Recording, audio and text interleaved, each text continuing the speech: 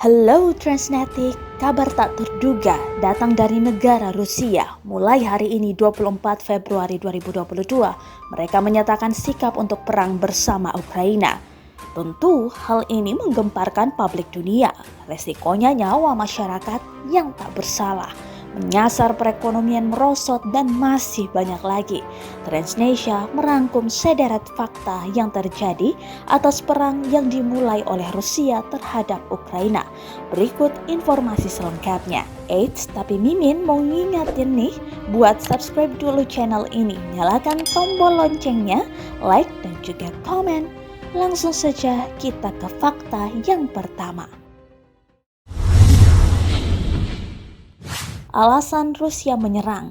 Seperti diketahui, wilayah yang sekarang disebut Ukraina, Rusia, dan Belarusia adalah bagian dari Kievan Rus. Kievan Rus adalah negara adidaya abad pertengahan yang berpusat di tepi sungai Dnieper hampir 1200 tahun yang lalu. Namun, Rusia dan Ukraina memiliki bahasa, sejarah, dan politik yang berbeda. Presiden Rusia Vladimir Putin telah berulang kali mengklaim bahwa Rusia dan Ukraina adalah satu bagian dari peradaban Rusia yang juga mencakup negara tetangga Belarusia.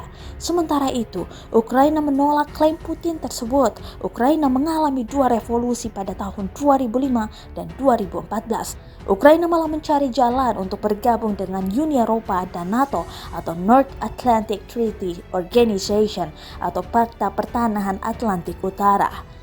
Putin pun sangat marah dengan kemungkinan adanya pangkalan NATO di perbatasannya jika Ukraina bergabung dengan aliansi tersebut. Ini adalah dendam lama Transnetik, lagi-lagi adalah persoalan wilayah. Belum tuntas Israel dan Palestina, konflik baru pun muncul. Fakta yang kedua, baru sehari menyerang, puluhan nyawa menghilang. Dalam video streaming yang dipublikasikan Reuters, Kamis 24 Februari 2022 sore waktu Indonesia, tampak jalanan macet parah akibat warga Kiev yang hendak meninggalkan ibu kota negara itu. Tampak pula sejumlah warga meninggalkan kota mencari lokasi yang dianggap aman. Sementara itu, lalu lintas penerbangan komersil untuk sementara ditutup negara itu. Melansir dari Associated Press, pemimpin Ukraina mengatakan sedikitnya 40 orang tewas sejauh ini dalam apa yang disebutnya sebagai perang skala penuh yang menyasar negara itu dari timur, utara, dan selatan. Ini adalah jumlah korban sementara. Dipastikan korban akan terus bertambah. Yang ketiga, Indonesia ikut berkomentar. Pemerintah Indonesia mengeluarkan 4 poin pernyataan terkait kondisi darurat yang terjadi di Ukraina yang disampaikan juru bicara Kementerian Luar Negeri Teuku Faizasyah. Pertama, Indonesia prihatin dengan kondisi eskalasi konflik senjata di wilayah Ukraina yang sangat membahayakan keselamatan rakyat serta berdampak bagi perdamaian di kawasan.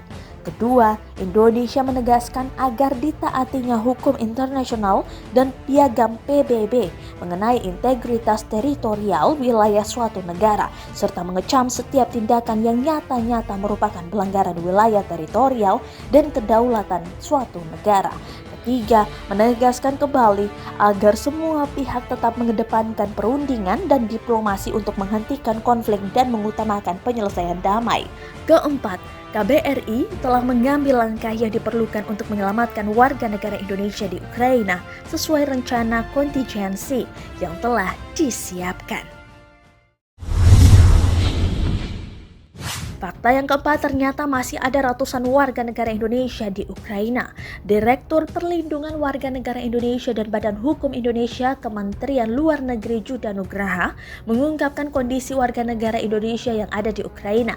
Menurut Juda, ada sebanyak 138 warga negara Indonesia yang tinggal di Ukraina.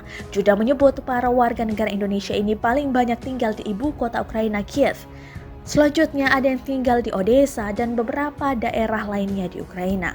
Mayoritas WNI yang tinggal di Ukraina adalah para pekerja migran hospitality dan manufaktur. Tak hanya itu, ada juga warga negara Indonesia yang sudah menikah serta para pelajar. Lebih lanjut, Judah menyebut pihaknya telah menjalin komunikasi dengan para WNI yang ada di Ukraina. Judah juga menyebut pihaknya juga telah mengimbau para WNI untuk bisa mendekat dan berkumpul di KBRI Kiev. Fakta yang terakhir, dampaknya ke tanah air. Nilai tukar mata uang rupiah sore ini ditutup melemah 54 poin di level 14.391 rupiah dari sebelumnya di level 14.337 rupiah.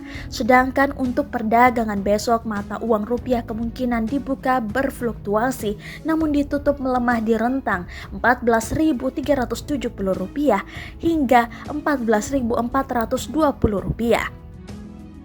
Terima kasih Transnetik telah menyaksikan tayangan ini. Jangan lupa untuk terus pantengin info-info menarik lainnya yang ada di channel YouTube Transnesia. Sampai jumpa.